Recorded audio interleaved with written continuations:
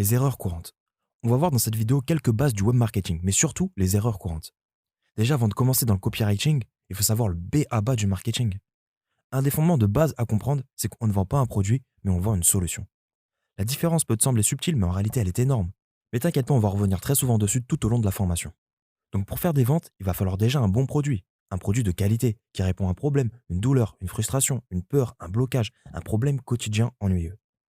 Donc la promesse générale du produit, les grandes lignes du produit doivent répondre à trois questions. Il faut impérativement que le produit puisse répondre à ces trois questions. Le client va se les poser inconsciemment sans même se rendre compte. Il va se demander, est-ce que c'est pour moi? Est-ce que j'ai ce problème? Suis-je prêt à payer pour résoudre ce problème? Si ton produit répond à ces trois questions chez ton prospect, déjà là tu es bien parti car tu as un bon produit à vendre et on va pouvoir commencer l'argumentaire. Le deuxième fondement de base est extrêmement important pour l'argumentaire de vente. Il faut vraiment garder à l'esprit que le critère le plus important dans un texte de vente est de créer une relation émotionnelle avec le prospect. Et j'appuie énormément dessus. Un argumentaire de vente qui vend est un argumentaire qui crée une relation émotionnelle avec le prospect. Ce qui vend, c'est l'émotion. Et tu vas voir, on va apprendre à faire ressortir toutes sortes d'émotions tout au long de l'argumentaire. Pour pas perdre de temps, on va commencer par les choses à ne pas dire et à surtout ne pas mettre dans un argumentaire de vente. Ce sont des erreurs de base. Tu vas voir, certaines risquent de te sembler évidentes, mais sache que malheureusement, beaucoup de personnes les commettent. Elles ont bon le savoir, mais personne ne va les mettre en pratique. Donc ces erreurs, c'est un peu une piqûre de rappel, et j'ai pensé préférable de commencer par cela. Erreur numéro 1, c'est une des plus importantes, c'est incroyable, tout le monde le sait, mais presque personne ne le fait. L'erreur est de parler de soi. On ne parle jamais de soi ou de son entreprise. Mais on parle du prospect, on parle du bénéfice qu'il a gagné, on parle de son intérêt personnel. C'est ça qui souhaite, c'est ça qui l'intéresse. Mis à part quelques cas particuliers, ton argumentaire doit toujours être axé sur ton prospect et non pas sur toi ou ton entreprise. Un exemple que l'on connaît presque tous, rappelle-toi le slogan des pubs L'Oréal. Parce que vous le valez bien. Est-ce qu'ils parlent d'eux, de leur entreprise, de leurs produits qu'ils utilisent, de leur méthode de fabrication? Non, ils ont orienté le bénéfice sur le prospect. Ou encore, Jardiland, faites pousser vos idées. Lacoste, deviens ce que tu es. Ferrero, laissez parler vos émotions. Et j'en passe. Mais voilà, ça, c'est des slogans qui sont tournés vers le prospect. Erreur numéro 2 est d'apporter uniquement les caractéristiques au lieu d'apporter les bénéfices. Trop de personnes font cette erreur, surtout sur des sites e-commerce. Ils vont rédiger des longues fiches produits avec toutes les caractéristiques du produit. Je dis pas qu'il faut pas les mettre, il faut les mettre. Mais le point important à retenir, on ne vend pas un produit ni un service, mais on vend une solution. Si le prospect achète, c'est pour obtenir un résultat. Si le prospect veut acheter du parfum, c'est pour sentir bon. Mets-le en valeur, ne rédige pas seulement de quoi est composé le parfum. Mais fais-lui une rédaction qui le fait imaginer des situations où il pourrait dégager une bonne odeur. D'accord? Tu peux aussi très bien mélanger les caractéristiques avec le bénéfice. Regarde chez Apple, d'ailleurs je crois pour ça c'est les experts. Si on prend cet exemple parmi tant d'autres sur l'iPhone 12, ils ont donné la caractéristique du verre qui est de la céramique Shield. Tu vois bien, ils se sont pas arrêtés à dire seulement la caractéristique de leur produit, non. Ils ont donné directement le bénéfice de cette caractéristique, qui est cette matière qui, selon eux, est plus résistante que le verre de n'importe quel smartphone. Ou encore là, ils parlent d'une caractéristique, le Dolby Vision. Et ben ils donnent directement son bénéfice qui est 60 fois plus de couleurs infiniment plus spectaculaires. Et ben là, une fois de plus, ils ont mélangé le bénéfice avec la caractéristique et c'est doublement plus fort. Je te donne un dernier exemple. Un prospect rentre dans une concession de voiture et va demander au vendeur de le conseiller sur une voiture familiale, un monospace. Le vendeur est un bon marketeur. Il a bien analysé à qui il avait affaire. De plus, il a demandé quelques informations sur les besoins de son client pour les conseiller de la meilleure des manières. Et du coup, il va pouvoir mettre en avant les bénéfices que le client recherche. Par exemple, le vendeur leur présente ce véhicule en disant que c'est un monospace 7 places avec des rangements au pied pour les enfants, que la voiture possède un grand coffre pour mettre tous les bagages lors des voyages, qu'il y a également des petites tablettes rabattables à l'arrière des fauteuils pour poser ses affaires lors du trajet. Le vendeur va parler du grand tableau de bord avec la caméra de recul pour ne pas rentrer dans un obstacle, le capteur de pluie qui vont déclencher automatiquement les essuie-glaces lors d'une inverse. Il peut te dire que la voiture possède une option qui aide au freinage et évite les pertes de contrôle et sorties de route lors d'un freinage brusque en virage. Cette option, par exemple, s'appelle l'ESP. Mais imagine maintenant que le vendeur explique à la place comment fonctionne l'ESP. S'il dit maintenant la voiture possède les dernières mises à jour sur l'ESP, qui envoie des informations dans le calculateur moteur, puis vers des capteurs de roues indépendants, ainsi que vers un capteur de rotation verticale aidant qui, selon la situation, génère une pression hydraulique sur les freins de roue. C'est peut-être vrai, mais déjà le client ne comprendra rien. Et de plus, il s'en fiche de comment marche l'ESP. Il veut juste savoir à quoi sert l'ESP. Quel est son bénéfice? Donc je pense que tu as compris. Rappelle-toi qu'il ne faut pas expliquer uniquement, je précise bien uniquement, comment fonctionne ton produit, comment il est fait, avec quels matériaux, des choses du genre. Non, il faut expliquer ses bénéfices. Qu'est-ce qu'il apporte comme résultat à ton prospect? Mais de toute façon, on reviendra dessus à plusieurs moments dans la formation et plus particulièrement à l'étape 14 de l'argumentaire. Ensuite, erreur numéro 3 est de faire de longues phrases ainsi que des blocs de texte intimidants. Trop souvent, on peut apercevoir sur des blogs, des articles ou pire encore des fiches produits qui vont être écrites d'un seul trait. Ce genre d'article ressemble à un mur de mots. Et franchement, ça donne pas du tout envie de le lire. Et entre nous, qui lit des textes de loi ou des notices de produits à 10 feuilles écrits en un bloc de mots tout petit? Je pense pas grand monde. Et c'est normal car ces textes sont intimidants.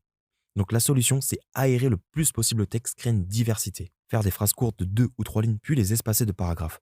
Il faut un texte avec de l'alternance. Varier le nombre de lignes de paragraphes.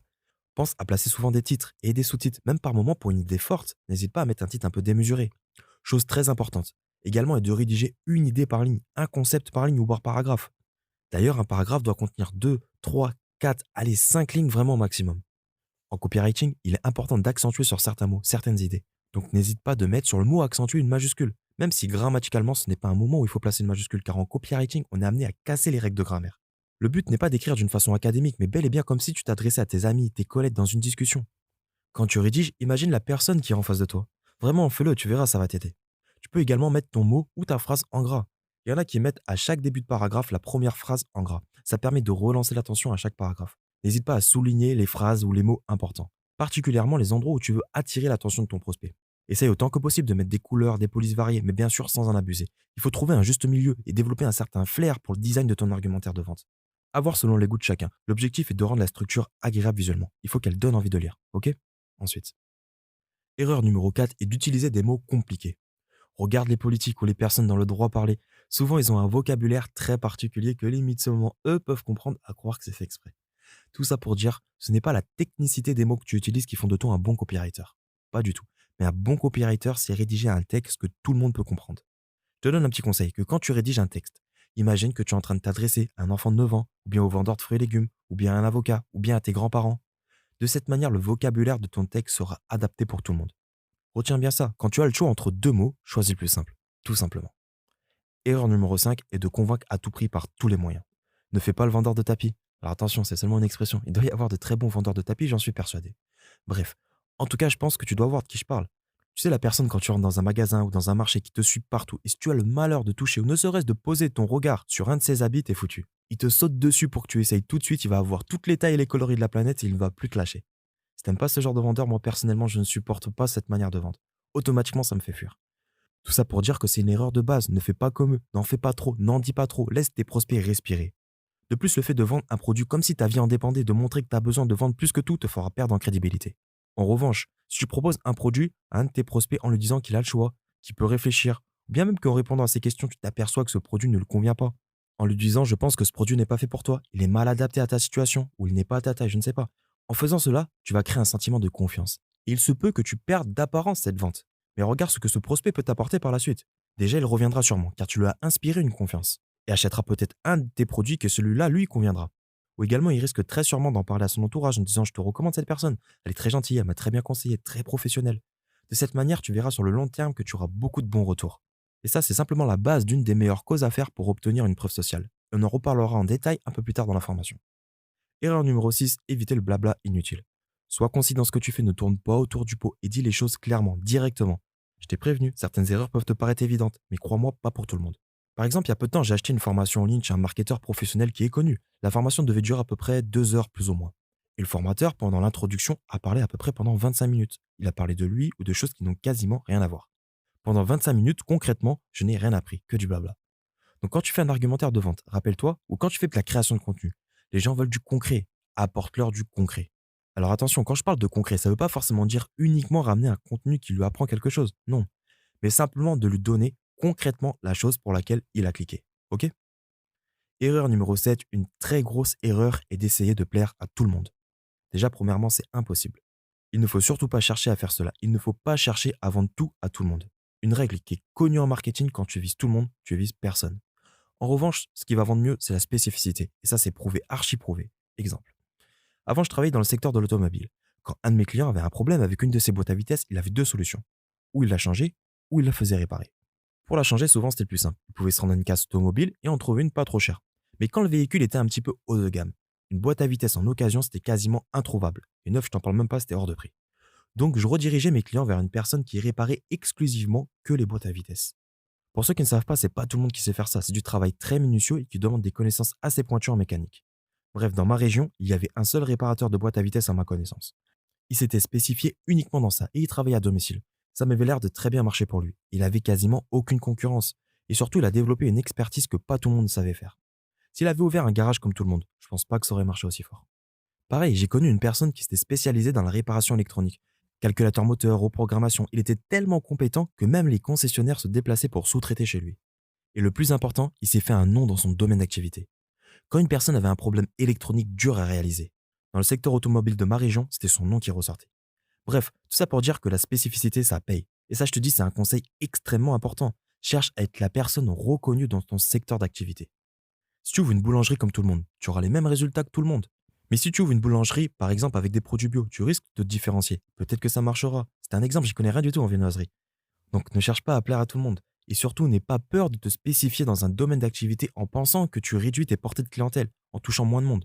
Non, tout au contraire, tu risques d'augmenter considérablement le nombre de clients. Car si je reprends l'exemple du réparateur de boîte à vitesse, comme on a dit, s'il aurait fait un garage comme tout le monde, il se serait noyé parmi les centaines et les centaines de garagistes, même s'il est très fort en mécanique. C'est pas suffisant. Car il y a beaucoup de mécaniciens qui sont très compétents. Mais il y en a peu qui sont spécialisés dans un domaine particulier. Regarde, je te pose une question. Tu penses que c'est un médecin généraliste ou un cardiologue qui gagne mieux sa vie? Évidemment un cardiologue, car il s'est spécialisé dans un domaine précis. Et par cette cause, il peut se construire une expertise et augmenter ses prix de façon exponentielle car quasiment personne d'autre ne fait ce qu'il fait. Il peut se permettre d'augmenter ses tarifs. Regarde, prends un téléphone et demande un rendez-vous chez un bon cardiologue, un bon dermatologue ou un bon pneumologue. Il risque de te dire, d'accord, rendez-vous dans 3 mois et encore. Pourquoi? Parce que simplement ils se sont spécialisés. Du coup, ils sont overbookés. En revanche, fais la même chose avec un médecin généraliste. Tu auras un rendez-vous dans la semaine. Allez, s'il est bon dans la semaine suivante. Ok? Donc pour résumer, spécifie-toi dans un domaine d'activité et cherche à être le meilleur, cherche à te faire un nom dans ton domaine. D'accord? Et voilà, on a terminé avec les erreurs de base, mais malheureusement très courantes. Donc on a fait un rappel général, on a commencé en douceur. Maintenant, on va passer aux choses sérieuses. On va apprendre à faire un argumentaire de vente de compétition en 21 étapes. À travers chacune de ces étapes, tu vas apprendre d'innombrables techniques de copywriting, de persuasion, de marketing qui vont te servir dans tous les aspects de ton business. Tu verras aussi que tu n'es pas obligé de le suivre à la lettre près. Cependant, il marche même fort. Je l'ai utilisé pour un page de vente, donc on va analyser ensemble chaque étape très précisément. Donc c'est parti pour l'étape 1 qui est l'interpellation. À là tout de suite.